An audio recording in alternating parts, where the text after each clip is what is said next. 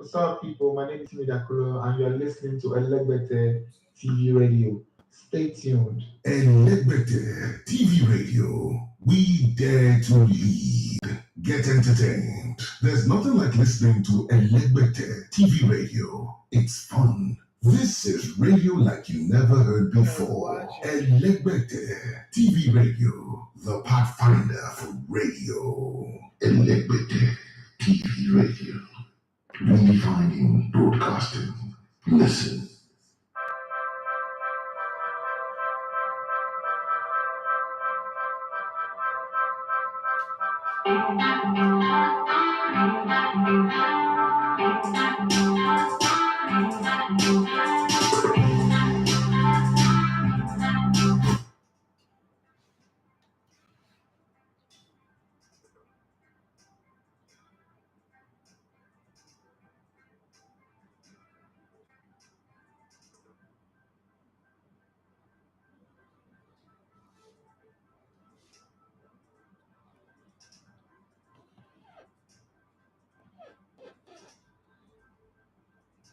All right, good morning and welcome to the Monday edition of the Sports Buffet. Today is the 19th day of the month of December.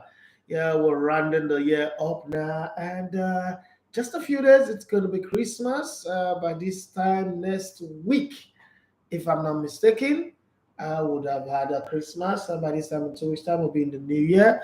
Okay, so I don't know how what your feeling is like. I don't know how the World Cup went for you, but for me, it is the greatest World Cup ever. And I started watching the World Cup in 1986, 36 years ago, when Maradona, Burushaga, Okefadano, and the rest of them, Pompidou, all went ahead and won the World Cup. In 1986 finals, Argentina raced to a two-goal lead, and then Germany came back from 2 goals down to make it 2-2. And 8 minutes to the end of that game, Buruchaga scored a goal that made it 3-2, and that was the winner. 36 years later, Argentina have played in 2 finals and lost both finals to Germany.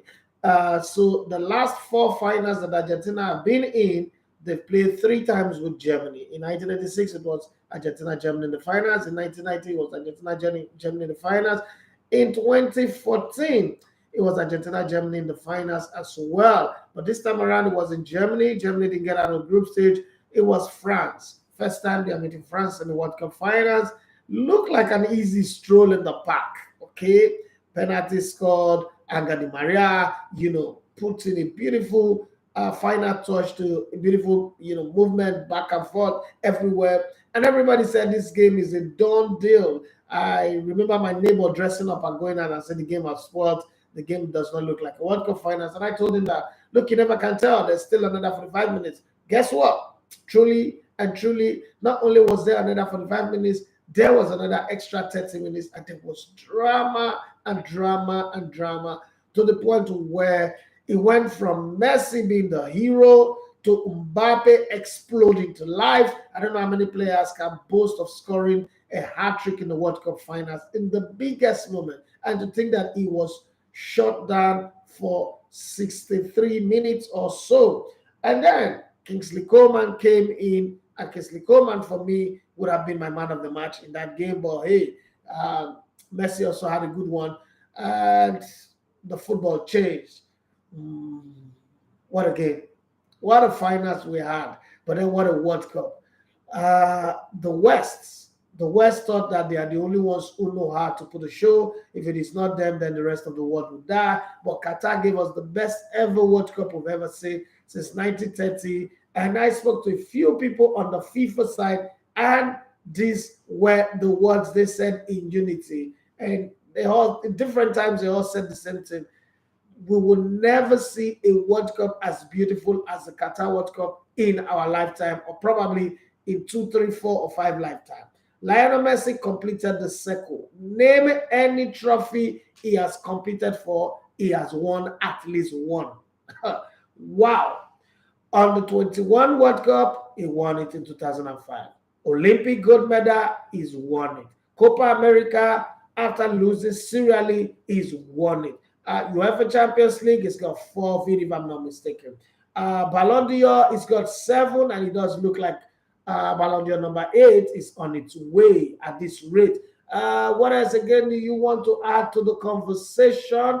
I don't know. Pinchichi, European Golden Boot, Argentina Player of the Year, FIFA World Cup. Is won everything. The only player with a complete trophy cabinet. World Club Cup is won. European Super Cup is won. Spanish Super Cup is won. French league title is everything is played for is won. The only player to have beaten Neymar in the final, Mbappe in the final, Cristiano Ronaldo in the final.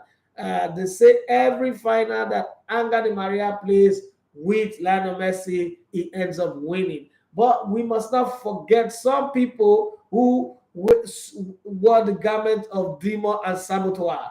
Lautaro Martinez, what was that? If Argentina had lost that cup, the blame would have been on Lautaro Martinez. But then again, Julian Alvarez, who was a little kid who dreamt that Messi was his idol and wanted to play with Messi, did show up in the final. He shot like a million star against Croatia in the semifinals, even rode a power bike through. But then again, if you compare the quarterfinals and the finals and then put the semifinals in the middle, you will say to yourself, Argentina does not really like the missionary style. They just did it against Croatia. They like people to come from behind. They don't understand. I don't know, but it was just crazy. Against the Netherlands, it was a come from behind. Against France, you thought that this game was signed, sealed, and delivered. But then again, why did Scalani remove Angel Di Maria? We never can tell, because from that moment, that was how it changed. Well, my name is Edafe Manchester. You love to come in the bottom of sports. I'm not alone in the building. I've got my man who's been running the show, and I'll tell you guys where I've been in the last couple of days. I was here on Wednesday, but then Thursday, Friday, I was in here. Where I've been, I'll let you guys know. Benedict Teenage Dynamite is in the building. Benedict, good morning. Good morning, Mr. Daffy. How are you doing? How's your weekend and everything? I'm good. My weekend was fantastic. I'm great. I'm done shooting my podcast. Some people tried to throw their own spanners in the work, but we were able to shoot over 10 episodes of it with Olumide Oyedeji, Samson Siasia, Austin Eguavoin, Anne Chejine was there, Maureen Madu was there. I'm trying to remember now. Esse Brumer was there. We flew in. Coach Yaya Kayode was there as well. Who else again? Am I missing? We have Gordon Opara, tell his story on our podcast. Everybody that matters. But we missed out on Julius Agawa. We missed out on Victor Kweba because he was at the World Cup. We missed out on Kano Akko, Terrible West, and Austin Jojo coach, as well as Tijani Babangida and Daniel Dabola Mokachi. Mokachi is an APC, was running the campaign with Tinubu and a few others. But we did have a good, very, very good push, to get the show over the finishing line over the weekend. Pretty much the most expensive, or probably the second most expensive show that I've been part of. But it was great to get it done, and that one is out of the way now. Well, next step is post-production, and pretty soon it's coming to a place near you. While that is going on, I was also sitting up for another production in Hong Kong. Wow! All of a sudden, that little boy that just was begging to be a sports analyst have now gone into movies. Okay, across continents. Okay, setting up for a meeting. Some guys flew in all the way from Hong Kong for us to sit down and plan a football documentary as well. Means I've been doing something good. Okay. How was Thursdays and Friday for you? Thursday and Friday for me was absolutely great. Absolutely great. I had a lovely time. Friday couldn't do my live due to some issues. My phone wasn't well on my screen had a problem, but it was totally great. The radio show was a blast. Thursday, Friday, Saturday, Sunday, Monday, New Year, 2024. What's that? 2024. We're in 2022 now, guy. Focus. But it was a lovely time. Good. How was the World Cup finals for you? Your own perspective before I go to the audience. Very, very, very, very lovely. That's just in one word. Kylian Mbappe is Give me your analysis of the finals. Okay, personally, I feel like Lionel Scaloni made a lot of mistakes, but Argentina were just lucky, and I feel like there's been reason the stars for them to win it. And I'm so surprised your one sport prediction actually came to pass. It just shows that you are a wizard in this prediction thing. I don't know. But when I told my brother was like, wow, your boss has got this.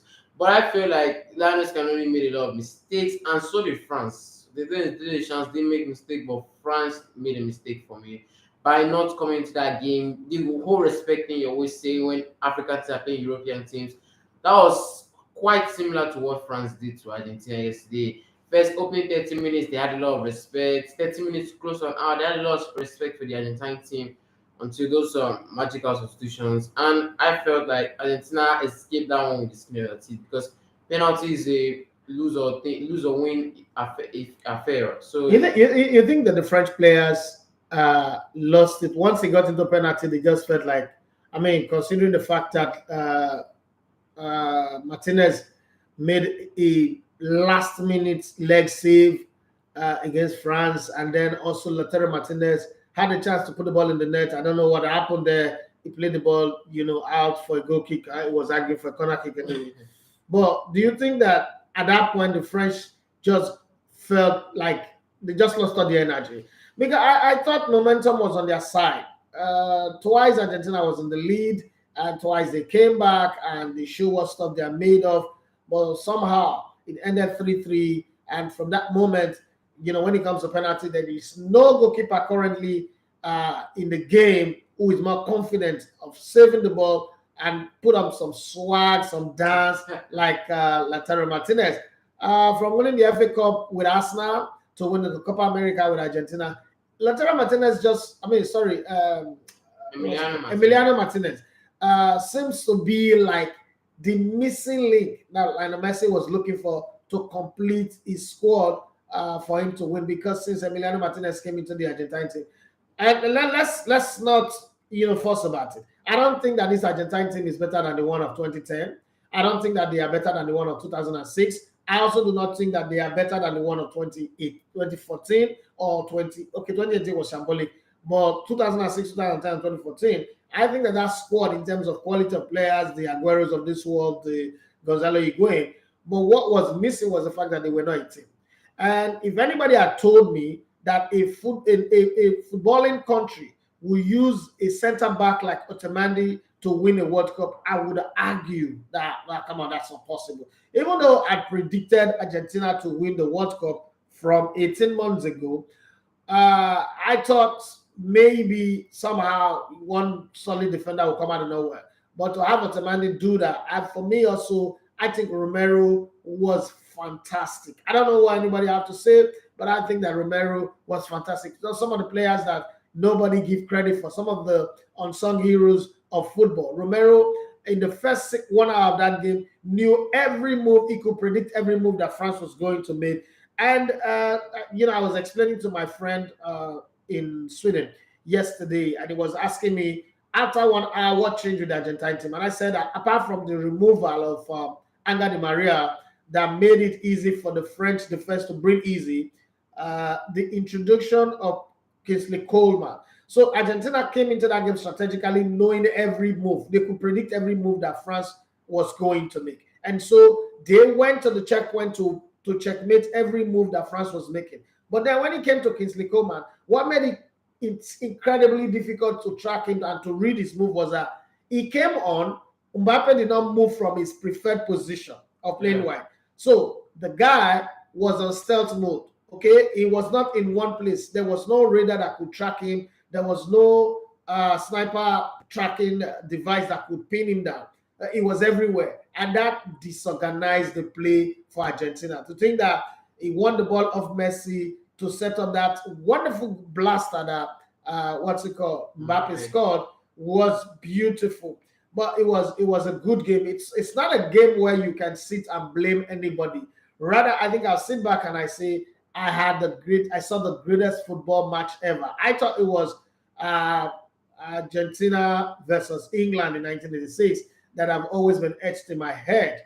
Probably Argentina versus Romania in 1994, or Argentina versus the Netherlands in 1998, or every of the great matches in football that I have seen at national team level have Argentina written all over it. Okay, but that wasn't it. And there was also the France-Croatia in 1998 as well, where I thought that Croatia was robbed anyway. But hey, football is football. These things happen. And then there was the Brazil-Netherlands in 1998 as well, where I think that Netherlands just went to sleep because that was a game that I thought, that was a World Cup that I thought they should have won, but somehow they didn't win it. Having said all that, this is the greatest game that I've ever seen in my life. I've seen games, I've seen football, I've seen more football than movies, or probably I've listened to more music than I've seen football, but I've seen a lot of football at club level, at international level. This for me is the greatest football match I've ever seen. Now let's go to the audience. For you guys, what's your take of the World Cup? I'm gonna give you guys some beautiful stats to sweeten your Monday morning as you go about your day, and I hope it helps you relieve the World Cup experience. But let me start with some numbers game. Let me tell you here that the FIFA Ballon d'Or, Golden Ball at the World Cup has only been won twice by one player, and that is Lionel Messi. As well, there are only two Brazilians that have won the Golden Ball at the World Cup, and that was Romario in 1994 and Ronaldo da Lima in 1998. This award started in Spain in 1982 and was won by Italian man Paolo Rossi, who came out of prison and won the World Cup. 1986, Armando Diego, Hand of God Maradona, yes, Omovudu, one of the entire football world, won it in 1986 and was well deserving. In 1990, there was no better recipient for that award than the man himself, Salvatore Totoschi of Italy, who won it. Like I said before, Romario won it in 1994 and Ronaldo da Lima won it in 1998. In the Republic of Korea and Japan 2002 World Cup, the goalkeeper, a no-nonsense goalkeeper, mean fellow, yes, Olivia Kahn of Germany won it in Grand Slam. Even though he had botted, what's the Italian guy now? Zambrotta? Is this Zambrotta? Yes, Zambrotta. At the World Cup in Germany in 2006, Zinedine Zidane had done enough to raise enough points and sit in the majestic position of winner. And he won the Golden Ball as well in 2006. South Africa 2010, they call it the Diego Forlan World Cup because he was the only player that understood that ball. Or what's the name of the ball that they used in 2010 again? I'll remember during the course of the show. But it was the guy, the one that really understood the ball. He could bend it in a free kick, he could dribble with it, he could move with it, he could shoot with it, he could make a volley with it. It was the guy that really understood the ball. Uruguay may not have won that World Cup, but it was described as the Diego Forlan World Cup. Brazil 2014, the World Cup that I saw an entire nation go into mourning mood in the semifinals. Lionel Messi of Argentina, the lion of the tribe of the Abe Celeste, won it, even though with tears flowing down his face as he lost that one. Yes, it's the Jabulani ball. Thank you very much, Habib, for that one, as well as Befui. Thank you very much for being my co-presenters. You guys are the best anybody can. You are the real MVP. Jabulani 2010 was regarded as the Diego Forlan ball. Luka Modric in 2018 showed what stuff is made of. He may not have won the World Cup, may have lost in the finals in a manner that is not good, 4-2 to France, but he had done very well. Materazzi was the guy that he had voted. He had done very well to make sure that the Golden Ball was his own. Thank you very much, Luigi, for that reminder. And in Qatar 2022, comment the moment, comment the hour, comment the man, the myth, the legend, and his legacy, Lionel Andreas Messi, La Puga Atomica, also won it again. And so he became the first man to win it twice. Ozed Igalo, good morning. How are you? I hear from the grapevine that you're back in Nigeria. I hope I'll see you this time around. Let's keep our fingers crossed. Been a very, very busy time for me. That's how that worked. But that's not all the statistics that or records that I brought to the table today. I also brought some others, and you can also put yours on the comment section on YouTube or Instagram if you want us to talk about some of the things that you remember. FIFA 2022 World Cup stats and record. Okay, let's push it further a little bit. The FIFA 2022 World Cup in Qatar came to a dramatic conclusion.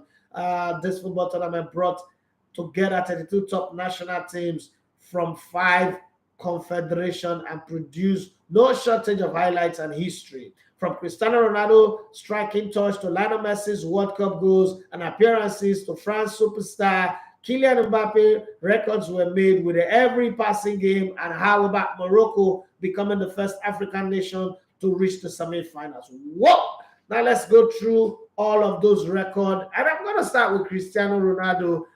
Even though he's regarded as the flop of this World Cup, but I always like to give respect to whom respect is due. To play in 5 World Cup is not easy, and to score in all 5 of that World Cup is not easy. People forget that in 2010, Lionel Messi didn't score a single goal in that World Cup. Cristiano Ronaldo became the first man to score at 5 FIFA World Cup 2006, 2010, 2014, 2018, and 2022. When he netted home a penalty in Portugal's 3-2 victory over Group H rivals, the Black Stars of Ghana. At 37 years and 292 days old on 24th of November, with that goal, Ronaldo became the oldest player to score for Portugal at the FIFA World Cup. Okay, not the oldest player to score the World Cup. That title belongs to Roger Milla of Cameroon, but the oldest Portuguese player to score at the World Cup. He also holds the record for being the youngest Portuguese player having scored for his nation at the 2006 World Cup at the young age of 21 years and 132 days old. In taking to the pitch for the game against Ghana in Qatar, Ronaldo additionally joined Lionel Messi, Lothar Matthäus, Antonio Cavada, and Rafael Marquez as the only men to play in 5 different FIFA World Cup. Damn. Okay. But let me also say that Ronaldo in this 5 World Cup have contributed 10 goals, both scoring and assists.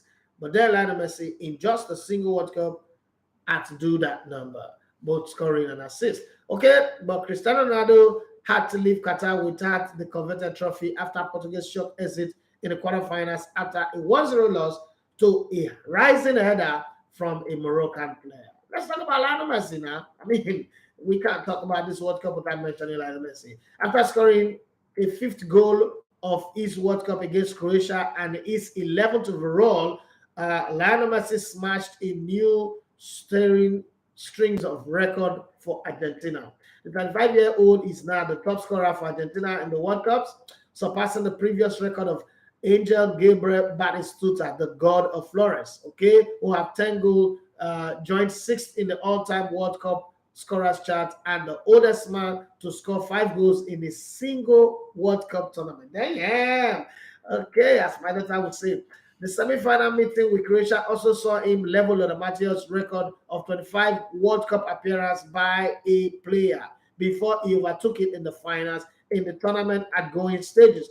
Messi became the first player to score in 4 World Cup for Argentina, 2006, 2014, 2018, 2022. Just missed that on 2010 anyway. In the final, he scored from the spot to become the first man to score in each of the knockout stages since the round of 16 was introduced at Mexico 1986. That also was the World Cup that Argentina won. Remember, it was my first World Cup that I watched. Okay, he scored an extra time, in extra time to make it 7 for the tournament and 13 in the World Cup. But more than any of that, he lifted the World Cup for the very first time in his glorious career. Are you kidding me? Lionel Messi is truly the lion of the tribe of the Abe Celeste, the whole of Argentina. Like I said on my tweet yesterday, there are babies that are going to be born in 9 months' time. Some of them will be named Lionel, some will be named Leo, some will be named Messi.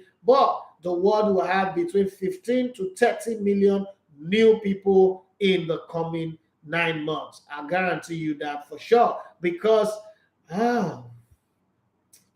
sex have been available since the semi-finals that Argentina got into the finals. Sex have been available across the world. And don't forget, in Morocco, sex was also available because Morocco got to the semi-finals. And in some other countries as well, Portugal and in France. So just think about the number of pregnancies that will come up after this World Cup in 9 months' time. You know that babies will be delivering everywhere. Everywhere you turn, you'll be hearing of childbirth. 9 months from now, we'll have more people delivered into this world than people that are dying.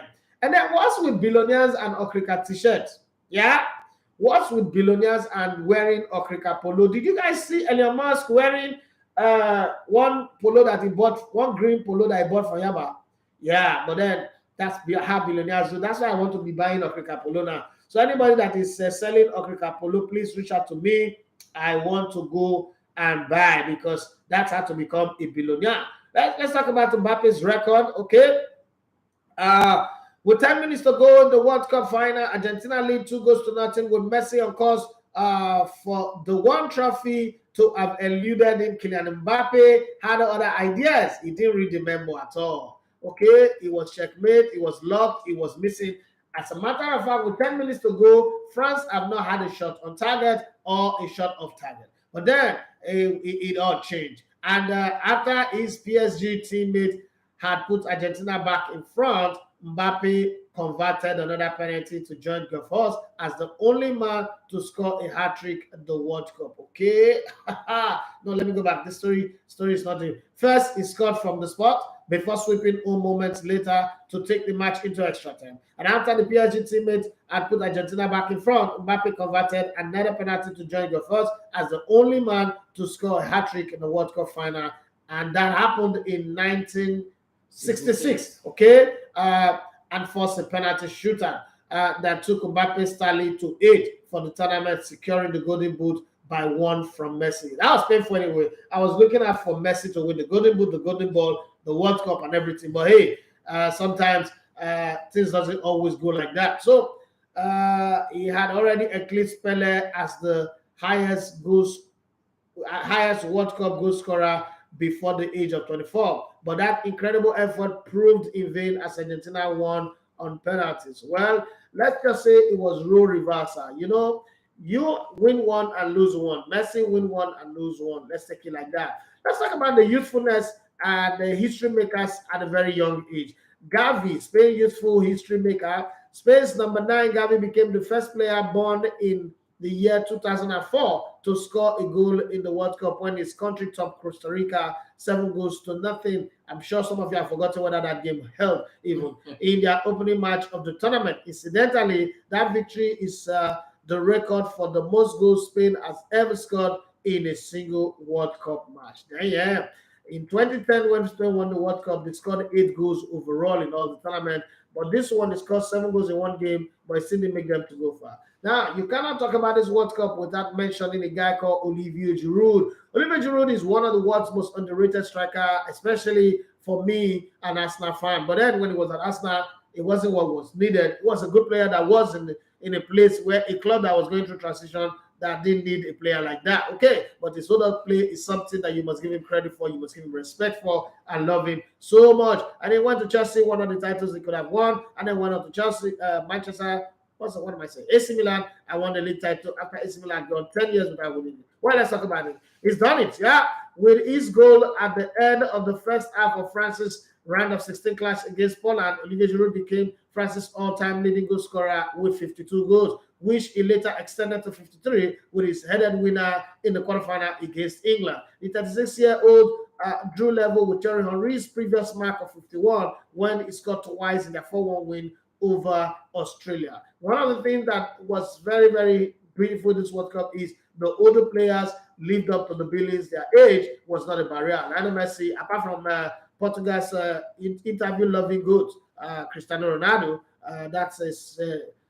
Cristiano Ronaldo is not a goat anymore. He's just an omokri. There's a difference between goat and omokri, and it's Ewu Beke. That's what he is. Just an Ewu man. Yes, Hugo Lloris, France's all-time top appearance maker, continue to shine like a million star. Lionel Messi and Hugo Lloris became the first 2 men to have captained a team to 2 World Cup finals. Yes, somebody's going to mention Cafu. Yeah, Cafu was not a captain in 94. Neither was a captain in 98. But then, to captain a team to 2 World Cup finals, hot on the heels of Giroud's goal-scoring feat, France's captain Hugo Lloris became his nation's record appearance maker. The Tottenham Hotspur goalkeeper won his 143rd cap in the quarterfinals win over England, moving him ahead of Lilian Thuram. Talking about Lilian Thuram also became, him and his son became the first father and son act in the World Cup finals. Remember, his son was introduced in the finals. Okay, Loris took his tally to 144 in the semifinals and 145 in the final. Saudi Arabia cannot go without a mention from me. I don't know what you guys want to mention, but I'm spending this time to mention my own that I've compiled. Saudi Arabia snapped Argentina winning streak. Okay, Argentina came to Qatar unbeaten in 36 games, signaling them out as one of the favorites to win the entire competition. Well, they did win, even though they lost. And remember, the coach of Saudi Arabia, Javier Reina, said Argentina will come out of this group and go on to win the World Cup. People thought he was joking. Okay, Argentina came to Qatar unbeaten in 36 games, signaling them out as one of the favorites to win the entire competition. However, that run was shattered by second lowest ranked team at the tournament, Saudi Arabia, who defeated them 2-1. Well, that's not all the records or the stats that I'm ready to give to you. I did my research like Murphy would do. Okay, Murphy Jemba, one of the greatest guys I ever worked with. Okay, so I come fully loaded. I might not be able to run them out. I think I will give time to also read the messages that you guys are dropping. But then, if you're loving it, let's keep it going. Inaki and Nico Williams, is siblings first. Inaki Williams of Ghana and Nico Williams of Spain made FIFA World Cup history on 24th of November after they became the first full siblings to play for different countries at the FIFA World Cup. Wow. Well, the head... Boateng brothers do that. One went to the World Cup on the go. Okay. Yeah. Hello, Idafe. I can remember I said football can be cruel, but yesterday I can tell you that I would have been admitted in an hospital sick bed if Argentina had lost, but I'm happy it went to Messi. See, listen, it wouldn't have been only you. I am very, very certain I would not be doing this show if France had won the World Cup. Because when Brazil lost to Croatia, that's the most cruel football game I have seen in my life. Football cannot be so cruel. Like I've lost the final before. I've lost games that we dominated, and I still can't explain how we lost it. And I've won games that we have no business winning. But you see that game yesterday, if Argentina had lost it, I wouldn't change the result, but I'm almost certain that I would not be here doing this shit. Like I would have lost it completely. But thank God Argentina won it. Okay. Tony Jesse, I'll come back to the Inaki Williams and his brother. Tony Jesse said, congratulations to Argentina. I do not like Messi, but he's clearly the GOAT. But there were so many errors from the referee giving a goal with player from bench inside the field was out of it. I don't understand. The player from the bench, did he contribute to the goal? I think it means Olivier Giroud. Giroud was given a yellow card after trading some words with the referee. Well, I mean, how did that impact the game? So the thing is, a lot of people who don't even understand the rules of the game would come out and try to rubbish a game with certain things that they don't even understand. So the game of football, like they say, the referee rules changes very fast. It's like the app on your phone that get updated. So somebody can be talking about football and be standing on the 1998 rules of the game, where the game between 1998 and now, the rules have changed like 15 times, but you're still hanging on to that. And you'll be arguing, and I've seen that a lot. That's why you will never catch me past that watching football in viewing center. It can never happen. That's the last thing, however. You would never see me jump into my neighbor's house where there's crowd. I don't watch football with people. If people come to my house to watch football, I go into my bedroom. They can watch in the living room. I go to my bedroom and I watch alone. I don't watch football with people at all. It's not my thing. It's not my thing. That's like, I'm allergic to that. Because the thing is, you sit down with people to watch football, especially when it's your job, when you know that this is your job and you're watching this game, you're going to go to the studio the next day or the next week or sometime in the future to talk about that game. And you hear people's opinion. I like people always say, hey, but it's good to listen to people, diverse opinion. It works. No, it doesn't work. For someone like me, it doesn't work because there's something I told somebody yesterday. My friend in Sweden was calling me back and forth on the game. And I said to him that, listen, it is football. Just the same way, I'm not going to have an opinion on you when you're doing your surgery, your medical work, Don't have an opinion of what you don't know. Don't let your sentiment, your emotion come in. And I like the way the game ended. I mean, I'm not happy that, it had to stretch that long. But I like the way the game ended. If that game had ended 2-0, everybody who want to rubbish Messi would have said, oh, the match was fixed. It was rigged against them. But then when you now notice that France got 2 penalties as against Argentina's 1, and then you not just feel, okay, relax. Well, he went, the better side won eventually, and penalties a game of luck. That's where it ended. But sometimes we just let our emotion declare our judgment. Okay. What else again? Somebody else has something to say. Cars underscore 347. He said, good morning. Apart from Messi winning, I wanted another continent to win the World Cup. Europe have been dominating since 2006. Even me, you guys know me that I don't like Europe. So them winning the World Cup would have been very, very bad. Tony Jesse, he says, sorry to argue longer, sir, but this is 2022 rules, please. I don't understand. Which rule is that? Messi to the last day. That's according to my brother, my friend. Wonderful guy, great boxer, fantastic human being, a very brilliant adapt. If you told Kochi, thank you very much for joining, for spending time, even though it's supposed to be night where you are, but you always spend time for the love that you have for what we do here. God bless you. And for all the support you give us behind the scene. Salute you. Thank you very much.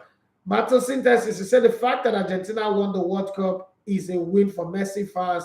The debate of who's better between CR7 and Messi should just stop at the moment. I think there shouldn't be a debate in the first place. Like I've always said, there was never, in my head, there was never a debate between who's better, Messi and Ronaldo. This is how I see it.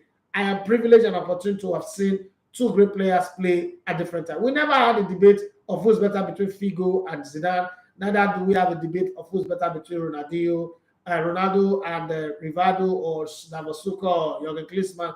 I think that we should just enjoy football. There was not a debate of who's better. There was competition between Thierry Henry and Ruud van Nistelrooy, but there was not a debate of who's better. I don't join the bandwagon of people who make that argument. Rajesh, he said, but you watch football at the stadium, people are always there. I don't go to stadium to watch football if it is not job. If I'm not doing commentary, if I'm not doing production, I don't go to stadium to watch game. I mean, I used to when I was younger, but when I started working and I took it as my job to be an analyst. First off, if you go to a stadium to watch a football match, you would miss out like 30 to 35 minutes of the game. You will not see the goals properly. You will not see a lot of actions that happen. And then if you go into the studio the next day, you practically will be lying. So I don't spend too much time in the stadium. I might send people to go watch and give me their own side information. If I'm going to a stadium to watch a game, like let's say for instance the MPFL games, I'm going there to watch the organization, the structure, not the game itself. It means that week after the game, I'm going to talk more of the event around the stadium, but not the game, because nobody who goes to watch a live match actually really sees the game. The distraction in the stadium is way more than the viewing center itself. So there are too many things that will distract you. The human eyes can see 45,000 things, but can only focus on one. And in the stadium, the distraction is beyond you. So I really don't go to stadium to watch match. I watched the last day of the MPFL game in Port Harcourt, Sharks of Port Harcourt versus Zewiki Abigobe United. I can't tell you anything from that game. I can tell you of things that happened, the dignitaries that came, the whole activities, but I can't tell you anything from that game. That's the reason why I don't go to stadium. I mean, like they say, Bible says, man, know thyself. I know what's good for me. It's like alcohol. I know alcohol is not good for me. I can't drink it. Okay? Some people can go to stadium and give you minute by minute. I can't. I don't have that capacity or that ability. Okay. Abib Ayodeji said, boss, is it possible to watch football and remain neutral? I don't think it's possible. It's very, very possible. Like, very, very. So in the job that we do, let me ask you this. If you watch West Ham versus Sunderland, would you not be neutral?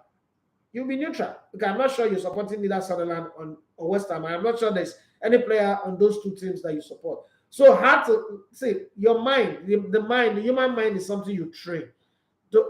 the way to remain neutral is learn to watch matches that does not involve players, coaches, or teams that you support.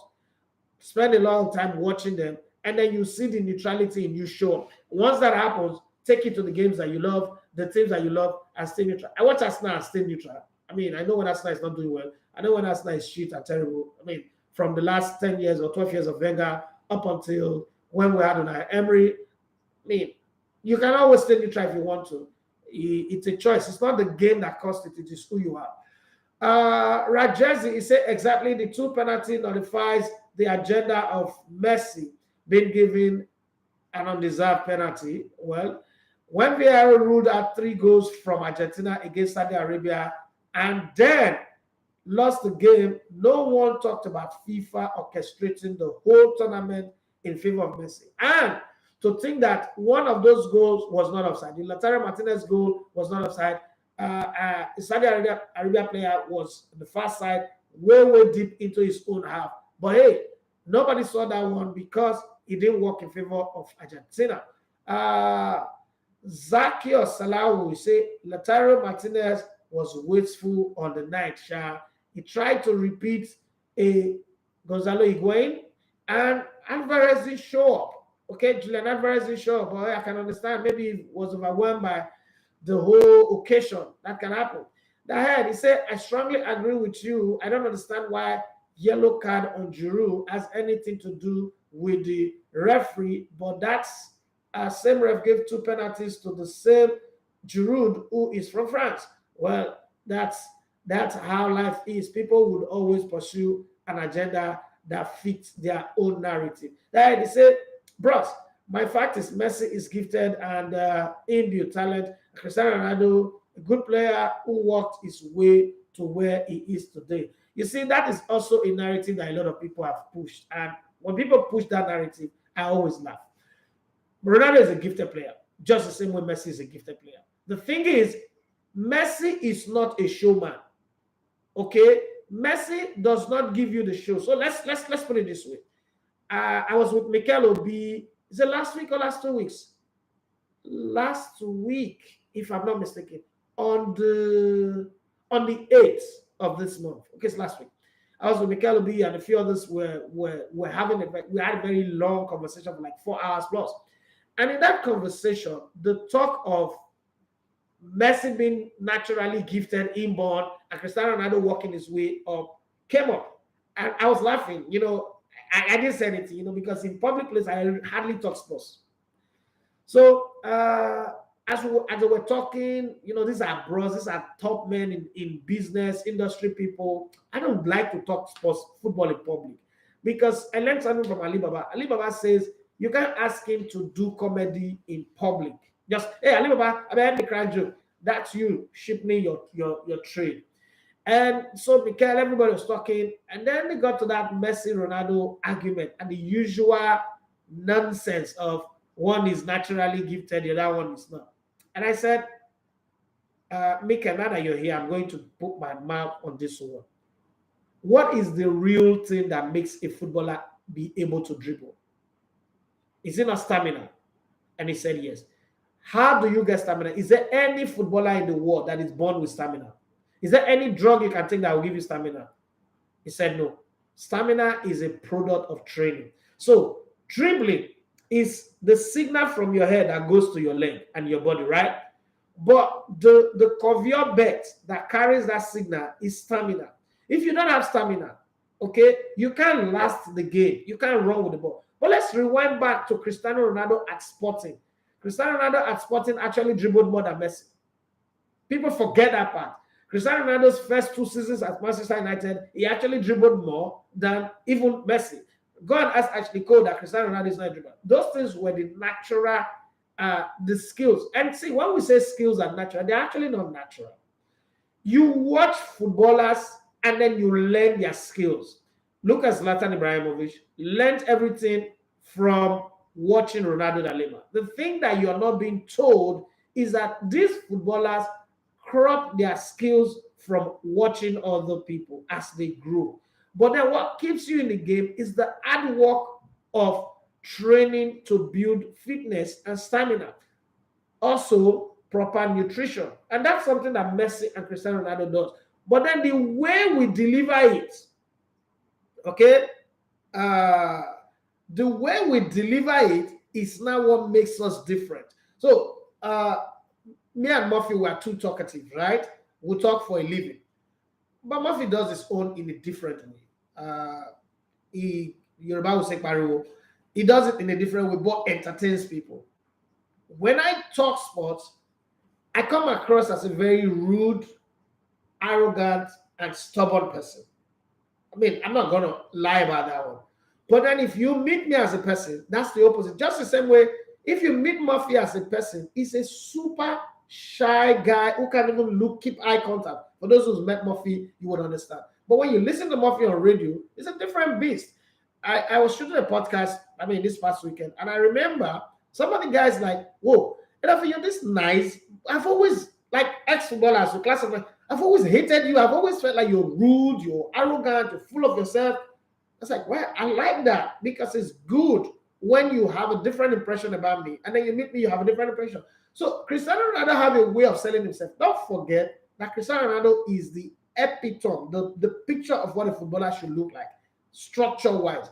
Messi, on the other hand, resembled the statement by Tupac, I was born not to make it, but I did. Because, let's be very honest, on a football playing ground, a player like Messi, this short player like Messi, is the last guy you will select in a team. So, he had to work hard. But because he's not showing you his workout section on social media, he's not proving it to you, does not mean he's not working out. He just believed that I don't have any point to prove to you. Cristiano Ronaldo, on the other hand, kind of like feels like he needs to prove a point to people every day. And that's why, he get dragged easily. He get dragged into conversation that he shouldn't be getting dragged into. And that's why people also want to like push him. But if it is natural talent, the both possess natural talent. He also have a body structure that fits football more than Messi's body structure. What I like about Messi more than Cristiano Ronaldo is that Messi can actually make a team better, even if it's not going for him. Ronaldo is that kind of guy who's, if the party is not about me, then the party should not work. That's my only thing. That doesn't take anything away from what he's done, the number of goals that he's scored. Messi will do things that you've not seen any other footballer do. But anything you see Ronaldo do, many other people have done it. Yes, he might score the goals by the numbers, but scoring of goals is a number thing. Messi go from creating goals to scoring goals, from moving, the movement on the field. It's a whole lot about the guy anyway. But that's a conversation for another day. Olabamiji, award-winning Olabamiji, great guy, fantastic discovery by this house. He said, Edafe, I heard Ronaldo is looking for an interview with you. No, my name is not Piers Morgan. Will you grant it? If Ronaldo do an interview with me, I will go from where I am now to being a billionaire. That's the truth. Okay, my platform will be big for it.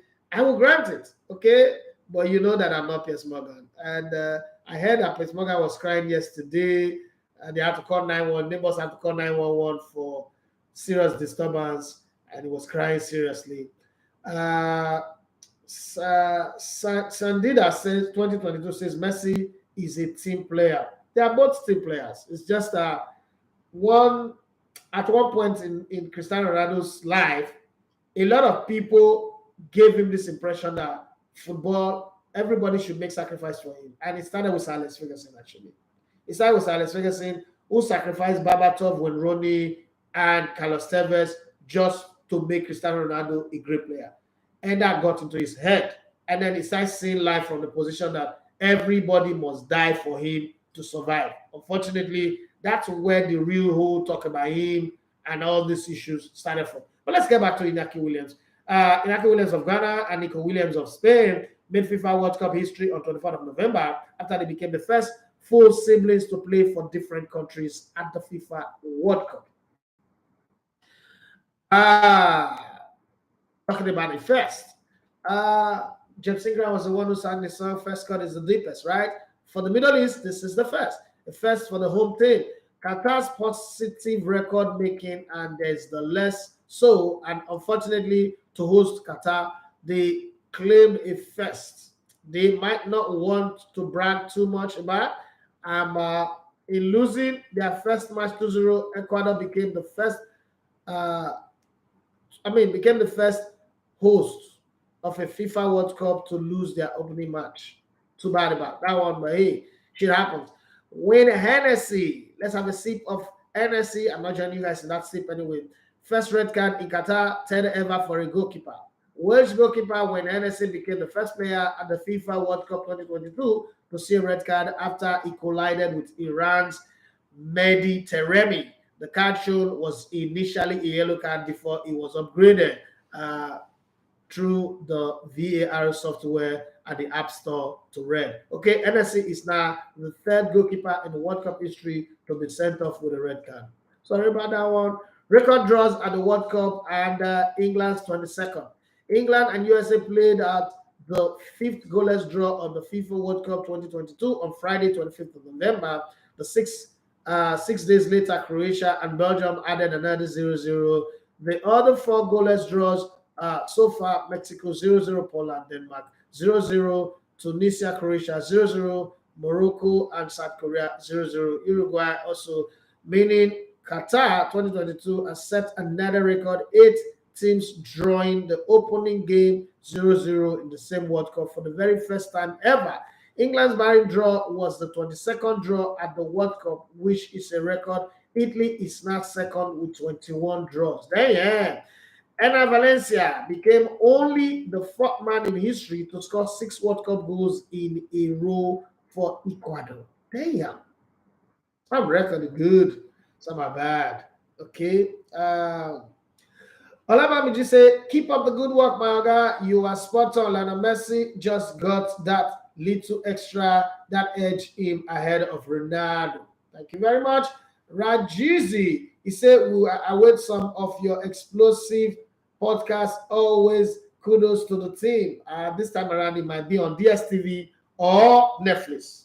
Okay, so it's not going to be on YouTube. They'll be waiting for it there. Just enjoy the ones you have on YouTube. Those were our demo.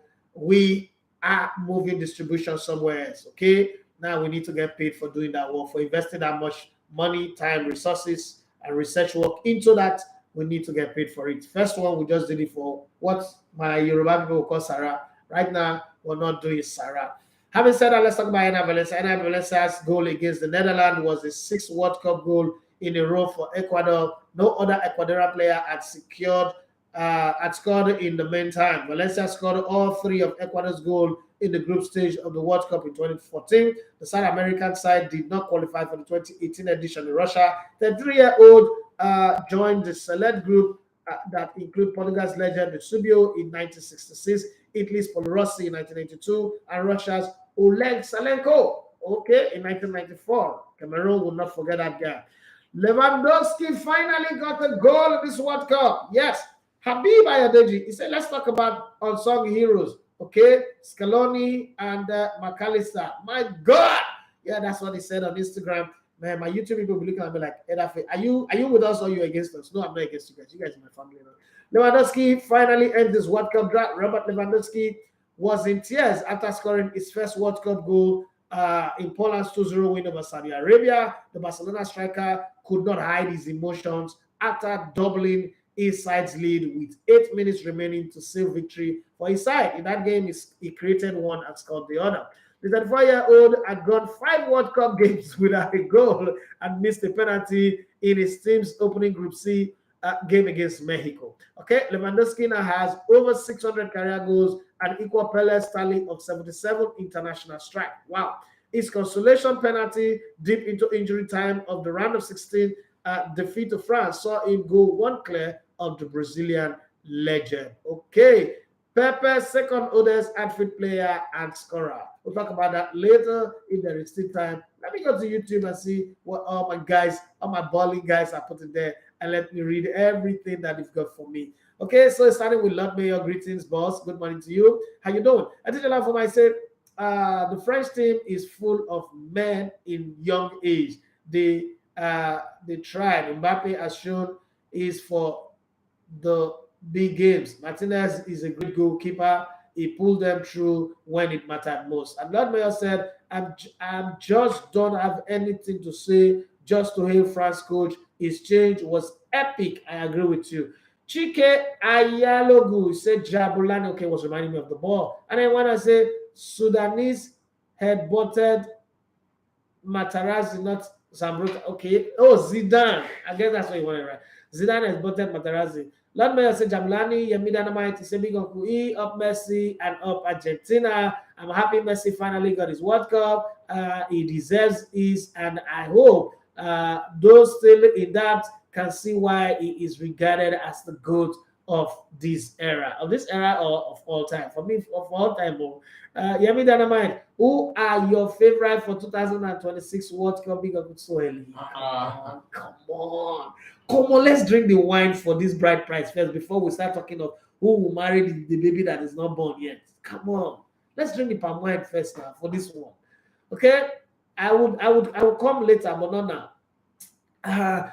It's always good to look at it from 2 years to the World Cup. You just drop it somewhere and just leave it there. And then 1 year to the 18 months to the World Cup again, you drop another one and then you leave it there. The World Cup is going to South America, right? It's going to North America. And from the look of things, I'm thinking Brazil will come with a bang. Neymar might be there or might not be there, but they do look like a team that can win the World Cup. They still have good goalkeepers. I think they still have what's it called? In 4 years' time, Vinicius Junior would be a lot more matured. Martinez will be a lot more matured. Gabriel Jesus will be a lot more matured. What's it called? Gabriel Babosa might be back in Europe, as well as Gabriel Jesus would also be better. I think that team is a team to look out for. And because Argentina have won it now, Brazil will want to do it. But then let's look at all the other tournaments that is in front of us. The World Cup is not really for us. You think that, let me ask you, Benedict, since Yemi has raised this question, what do you think is the most likely of all the 205 countries in FIFA to win the World Cup in the US? Like Trevor has said, that World Cup everybody will be allowed to have guns. So if you misbehave, you can just shoot everybody down.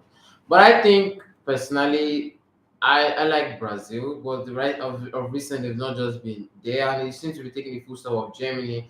I certainly hope Germany can bounce back, find a lift off this course that doesn't even seem to be a holders course anymore. Just not really like a generational thing, as people in church would say. But I feel like if anybody's going to win the World Cup, it's going to be a European team. Never! European team will not win the next World Cup. No. I think it's going to First up, Europeans don't win World Cup outside of Europe, but then they've done the impossible by winning 2 straight World Cup outside of Europe, with Spain winning it in Africa and Germany winning it in Brazil. It is time for the South Americans to take that up. Then there's going to be either 9, 10, or 11 African countries going to the next World Cup. So it's going to be a different World Cup in the US, Canada, and Mexico. I'm thinking the US came with a very young squad. They would upset many. There's a lot of countries that came with young squad. France also have a very young squad, very, very young squad that will all be at their peak. The Coleman, Kingsley Coleman, the Mbappe, all be at their peak in the next World Cup. I think that Europeans, maybe Germany, France will be the 2 countries. England will be a flop in the next World Cup, definitely. That's easy to predict.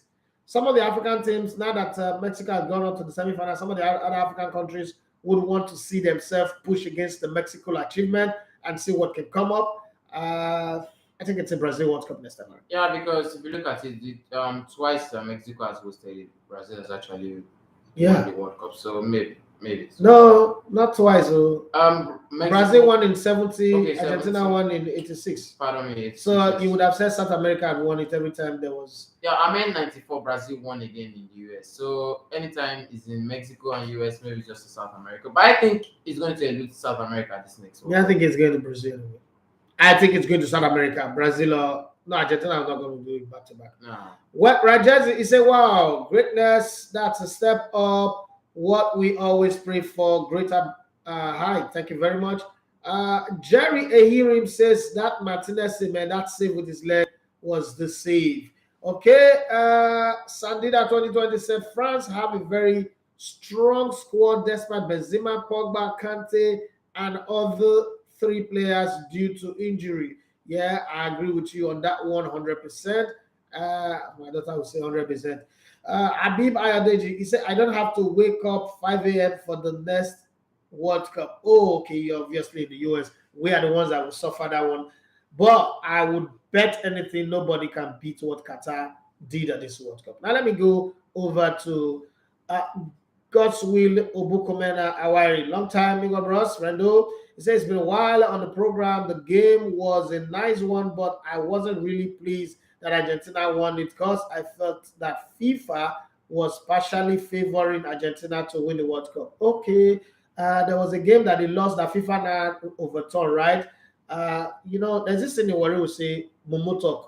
God's will and Momotok, you just talk so. He said Didier Deschamps should just quit the French national team with his head high in all the World Cup has been the best so far since I started in 2002. I don't think we will see anyone better. I agree with you on that one. Let me say, what about Kelvin and Jerome Boateng? They didn't play together at the same World Cup. Remember, Nasri Owel Affair. This guy has been the longest standing friend that I have since I came to Lagos for the last. He's been my friend for 19 years, going to 20 by February next year. And he's also been one of my greatest backer, one of those people who get hot when we go off air, one of those people who feel bad. He calls himself my silent listener. Showed up today. Nasri is a diehard Juventus fan, fantastic guy who's always looking to open doors for me. Thank you very much. I actually don't know what I did to deserve your respect, love, and support, but you have been a great guy. And my mom would say, if people do bad, we complain about it. If people are good to us, we should also say it everywhere for people to know. Nasri Owolafe is one fantastic human being. Fantastic human being. Like I said, if we can eliminate tribe and religion, we would create a world of great humans. Thank you very much for being a brother, for being a friend, for being an amazing human being. Thank you very much. He said until Di Maria was subbed off, the game was solely in the Argentine coffer. The comeback, however, made it look like a real final. I agree with you, bro. Patrick A. Romana says, I think both of them are two different players that will fit into any football team. Bukamena Wire got to say, Nasri Affair, you're right, but I thought Deschamps also did a good job with his substitution as well. You're also right. The other shows up and said, Messi finally fulfilling his destiny. Looks like he was made for it. Mbappe almost spoiled it, but everything seemed aligned too for the day to go in favor of Argentina. The other went on to say, I am happy for Messi. I am happy for them too. Let me say thank you for clearing the air on this gift of a team. I see Nigeria in the quarterfinals in 2026 World Cup. I don't see them in the qualify first.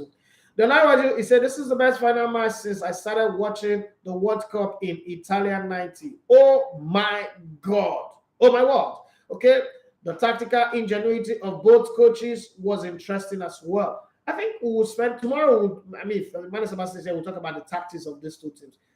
Nobody would have expected Angel Di Maria to play on the left-hand side. Normally since the World Cup started, he was playing on the right-hand side. And, everybody would have expected special attention, detail on Mbappe. Argentina didn't do that. It was incredible. His movement, Jesus Christ. The second Argentina goal reminds me of when Uwa Vanzeki came out of the line and the ball found its way to Angel Di Maria and it was a goal. And we knew that Argentina had won that Olympic already ahead of Nigeria. Samson Siasa was on the podcast. We also talk about that. Very, very nice. Musti 101 is I agree to enjoying your show, bros. Thank you very much for enjoying it. Okay. Somebody's up there. Harry29 is say up Messi. I'm so elated. I am too. Elizabeth. Oh, I don't know what's that person is. Moses Obasola, I say, bros, I wanted France to carry the cup because of what Mbappe did. That guy was leader. Yes, I agree with you. There's another World Cup for him next year. Let him go and lead that there. Right now, Messi have won. I am done. Done watching football expectations. I don't think there is anything more again that I need in football that I've not gotten. Having said that, it's time for us to pack our bags and baggages and leave the studio. You guys have been very, very fantastic. We couldn't finish all the records, all the stats that I was giving. But let me read this one out. sometimes when you prepare for a 5 hour show and you have only 1 hour to do it, me and Murphy will always discuss that back in the day when we were brilliant. Look, we prepare for 2 days show for a show that we will do for an hour or 30 minutes. Okay, but it is what it is. You have to prepare ahead. Portugal's 39-year-old centre back Pepe has become the second oldest active player in the World Cup after starting in his country's 2-0 win over Uruguay. Cameroon's Roger Milla remains the oldest as he suited up in the World Cup in 1994 in USA, aged 42. Egypt's goalkeeper Essam El Haderi is still the record holder. He was 45 when he played in the World Cup in 2018. And Pepe also became the second oldest player to score at the World Cup when he headed in a corner for a 2-0 lead in their 6-1 win over Switzerland. Oh, what a guy. Okay, let me just add this one because the women folks who watch this video and say, come on, did women not set a record in this tournament? Yes, they did. Stephanie Frappart became the first woman in history to referee a men's World Cup match. Okay, yeah, she became the first woman in history to officiate in a men's game when Germany played Costa Rica on Thursday, the 1st of December.